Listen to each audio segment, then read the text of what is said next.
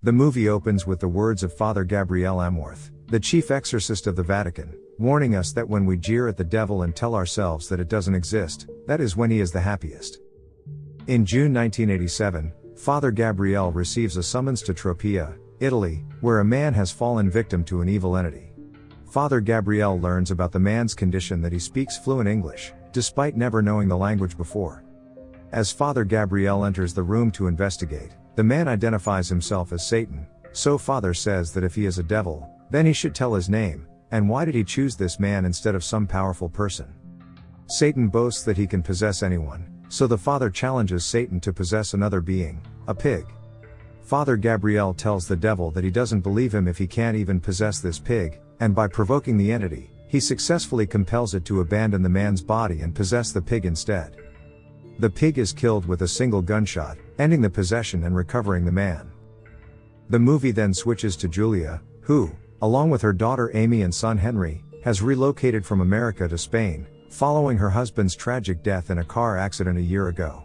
They inherit an abbey in Spain, and we learn that this church has been the ancestral property of Julia's husband's family for many generations. Julia plans to renovate it and sell it at a good price before returning to America. Upon arrival, they are greeted by Carlos, the contractor overseeing the renovation project, and Father Esquibel, the local priest.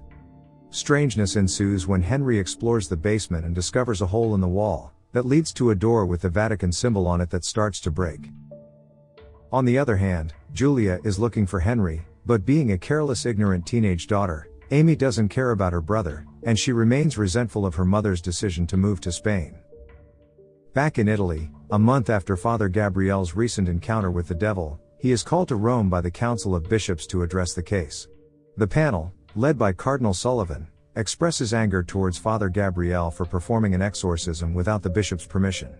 Father Gabriele explains that he did not perform an exorcism in Tropea, but rather, some psychological theater to help the mentally disturbed man. Bishop Lumumba supports Father Gabriele's approach, citing that he refers 98% of his cases to medical professionals and psychologists. According to Father Gabriele, the remaining 2% of cases are real and need an exorcism to get rid of the evil. In English, Father Amorth. Dismissing his beliefs about evil as outdated, Cardinal Sullivan informs Father Gabriele that the Congregation for the Doctrine of the Faith has recommended removing the position of chief exorcist. Frustrated that the Church now doesn't believe in evil, Father Gabriele questions if their strong reaction is because of Rosaria Vilandez, a dead girl he wrote about in his magazine. Father Gabriele then states that his bishop appointed him to his position as chief exorcist of the Vatican, so if anyone has a problem with him, they should take it up with the Pope. The next day, a worker in Julia's basement hears a noise coming from the same opening that Henry discovered the day before. But as they illuminate the area with a flare, a sudden burst of fire erupts, indicating that they have inadvertently struck a gas deposit. The incident led Carlos to refuse to proceed with the work, recognizing the life-threatening danger posed by the gas deposit. The cracks on the door become more apparent, while at the same time, Henry starts having seizures. What is happening? Talk to me. The boy suddenly rises, forewarning his mother that they are all going to die tonight, before scratching his own face. Henry is rushed to the hospital, where Julia receives the news that his medical reports show no signs of physical illness, and the doctor suggests that Henry's condition may be linked to trauma. During their conversation, Julia reveals that Henry was present with his father on the night of the fatal accident, and since that traumatic event, he hasn't spoken a single word. The doctors can't do anything for Henry, except prescribe a sedative that Julia can use if he tries to hurt himself again. In the dark of night, as Amy heads to the kitchen for ice, a sudden power outage plunges the surroundings into darkness, and Henry suddenly gets up. Troubled, Amy investigates the main switch, while Julia tends to Henry, thinking that he might get scared. But the mother is shocked when Henry suddenly grabs her breast, and says he is hungry, so let him breastfeed. Startled, Julia witnesses the word hate etched onto Henry's stomach, and he instructs her to bring him the priest. Father Esquibel is summoned, but as soon as he enters the room, the demon kicks him out, claiming he is the wrong priest. Meanwhile, Gabriel meets the Pope, who tells him that they've done a good job up to this point, but that Cardinal Sullivan and the youth of today do not believe in Satan. The Pope then tells Gabriel about Henry's case at the San Sebastian Abbey that he has to solve, and how he can sense a great evil coming from there. He also claims that the San Sebastian Abbey has given the church problems before. Receiving guidance from his senior, Father Gabriele wastes no time and swiftly makes his way to the abbey to aid Henry. When Father Gabriel eventually makes it to Spain, he is greeted by Father Esquibel. Esquibel welcomes him warmly and informs him that he has read all of his articles. Father Esquibel then introduces him to Julia, but Julia reluctantly agrees to involve the church, and gives Father Gabriel permission to visit Henry in his room. As Father Gabriel begins his prayers, Henry abruptly rises and dismisses them as useless within these walls. Using a holy metal circle, the demon's eyes detach from Henry's eyes in no time, and this prompts Father Gabriel to interrogate the demon about its name, and the reason for his presence here. The demon claims knowledge of Father Gabriel's soul, and every sin he committed throughout his life. Father Gabriel asks the devil to tell his name if he is not afraid of him, and the devil says that he is not the type of fool who will enter into a pig. In a chilling twist, the devil addresses Father Gabriel by name, reminding him of incidents from his past, including his worst nightmare as a soldier. Now, a flashback shows that all of Gabriel's fellow soldiers died during the Second World War, and instead of fighting the enemy, he laid down among the dead soldiers like a coward. The possession takes a more ominous turn as a lifeless red bird emerges from Henry's mouth, and seeing this Gabriel gets scared. The father is now fully aware that he faces a far more dangerous demon than he typically encounters.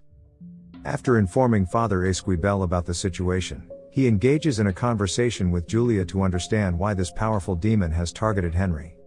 Discovering Henry's past trauma, Father recognizes it as a potential vulnerability for the devil, as suffering can make a soul desperate for connection.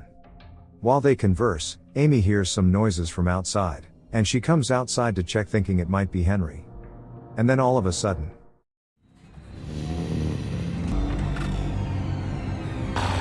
I'm in hell. The girl then receives a call from her deceased father, who tells her that they are all going to die tonight.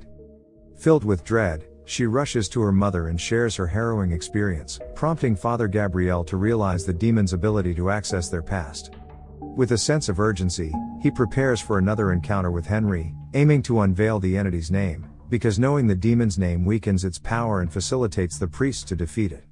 He tells Father Esquibel to confess because he knows that demons can use his unconfessed sins against him, but when Father Gabriel finds out that it has been 8 months since his last confession, he seeks forgiveness for all his sins through prayer rather than listening to them individually. Throughout the confrontation with the demon, Father Esquibel's role is to maintain constant prayer and refrain from responding to the demon's provocation. During their interaction to find out the devil's name, the devil continues to fight, causing Henry to convulse once more, followed by a sudden power outage. Father Gabriel then uses his lighter to illuminate the scene, and to his astonishment, he witnesses Rosaria's spirit, the person he had written about in the magazine. She accuses him of abandoning her and letting her die when he had the power to save her life. After this display of its power, the demon redirects its attention towards Father Esquibel. He reveals Esquibel's sin about Adela, and how much her family used to respect him, but he had sex with their daughter, despite his religious commitment. Father Esquibel tries to choke the demon, but Gabriel steps in to stop him. Gabriel leads him out of the room while the demon taunts him, by saying that he has taken the bait. Overwhelmed with emotions, Father Esquibel breaks down in tears, and tells Gabriel that Adela had wanted him to abandon his priesthood for her, but he had no intention of doing so he had to lie to her. Since he regrets what he has done, Gabriel prays to God to forgive his sins. When Father Gabriel recalls the demon's earlier words, "You have taken the bait," he suddenly understands that the devil is up to something much bigger than just possessing a boy. After instructing Esquibel to stand guard outside Henry's door, Father Gabriel immediately makes his way to the garden to see something he had observed earlier, and here a symbol of the Vatican is revealed. Now he recalls the Pope warning him about previous problems for the church here. When he pulls the concrete lid, the demon's power intensifies, causing the cross in Julia's room turns upside down. The evil entity targets Julia, and we see that someone is with her on her bed, and as soon as she wakes up, he attacks her, and starts pulling her inside the bed. On the other hand, Amy is violently thrown against a wall, so she locks herself in her closet.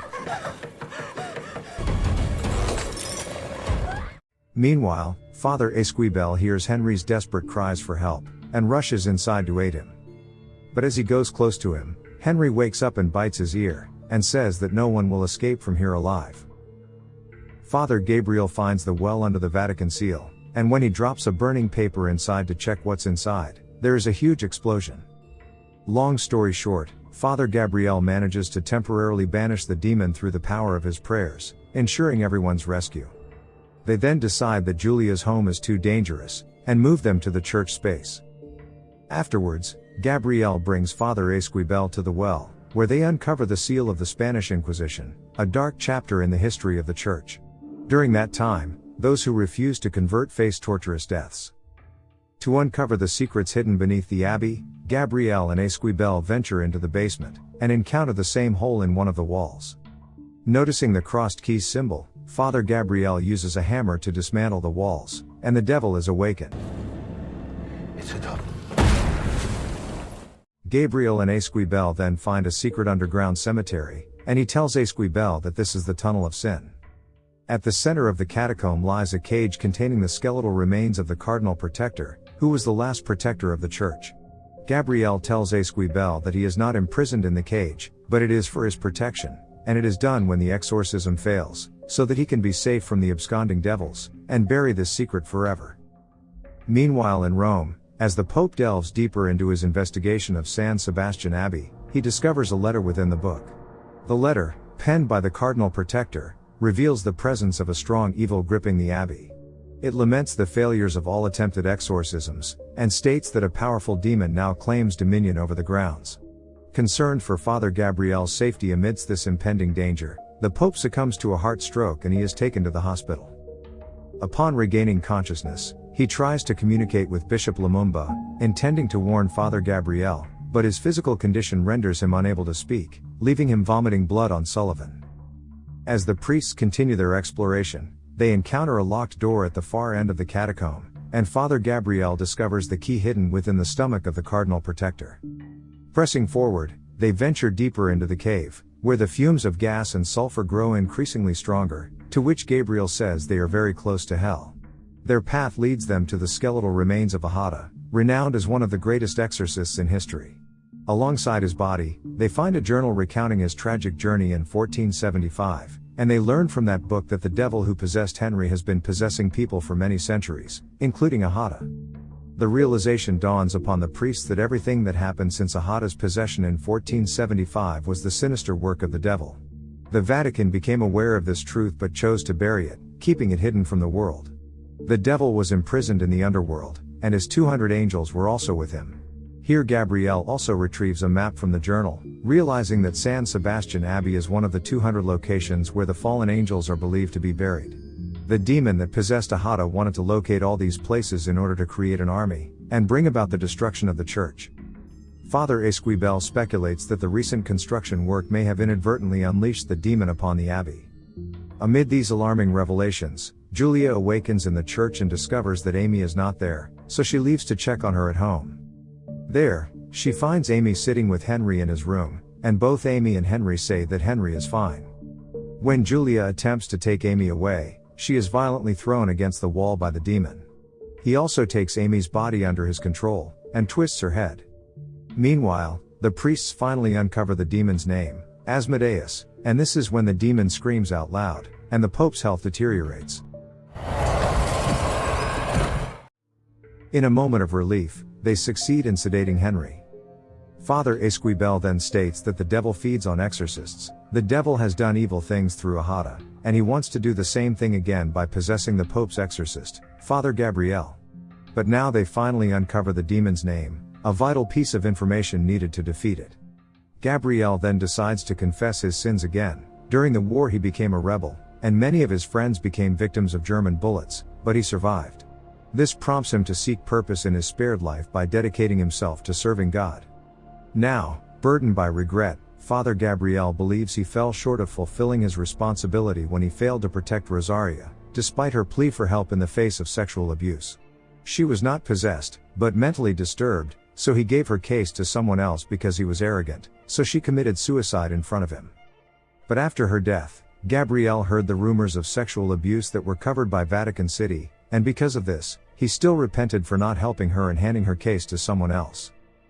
Following a brief session of sin absolution, the priests make their way into the abbey, and gather for a collective prayer before commencing the exorcism. Henry's face bears the disfigurement inflicted by the evil demon's influence. As Father Esquibel, Julia, and Amy engage in prayer, Father Gabriele boldly invokes the name of Asmodeus to weaken its power. Asmodeus reveals to Father Gabriel and Esquibel visions of their own sins, yet they persist in their prayer. This is a cross of the Lord! Get off me! You are divine to me! I am Asmodeus! When Henry closes his eyes, Gabriel sees God is not here getting scratched on his abdomen.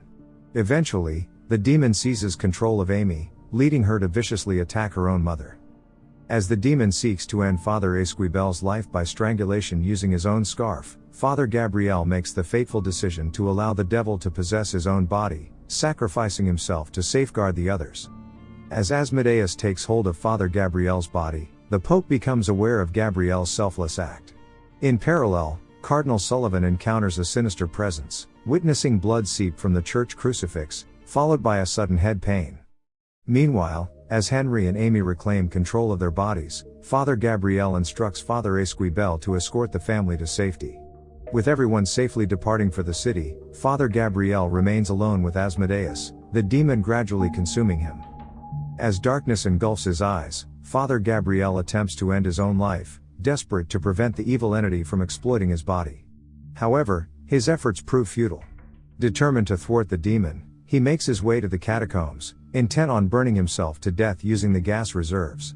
Yet, before he can act, the demon materializes from the shadows, launching a vicious attack upon him. Once Father Esquibel returns, he is confronted with the sight of Father Gabriel, now entirely under Asmodeus's possession. Without losing hope, he begins praying and urges Gabriel to join him. As the demon bears the effect of their combined spiritual strength, it gives up control over Father Gabriel's body, yet continues to haunt them through the weight of their own sins. Armed with a holy medal, Father Esquibel confronts Adela, while Father Gabriel uses crucifix as a weapon against the lingering presence of Rosaria, forcefully casting the demon into the water. United in purpose, they commence reciting the final rites, finally ending the wickedness of Asmodeus once and for all. Following their courageous battle against evil in Spain, Father Gabriel and Father Esquibel receive praise from the Pope, who recognizes their success in defeating the demon and dealing a significant blow against darkness. Father Gabriel also learns that Cardinal Sullivan has taken a sabbatical on the Isle of Guam. Moving forward, Gabriel and Esquibel find themselves under the guidance of Cardinal Lumumba now. They discover that the Vatican bought the abbey previously owned by Julia's family, with the soil deconsecrated. The family made it back to America safely, and Henry is all right now. Although Asmodeus has been defeated, the quest to locate the remaining 199 sites mentioned in the Ahata's diary still lies ahead. Gabriel and Esquibel willingly accept the responsibility of eradicating the demons residing in the remaining 199 sites on Earth, driven by their unwavering commitment. While this story is fictional, it is worth noting that Father Gabriele Amorth, upon whom the character is loosely based, was a real person who dedicated his life to aiding those affected.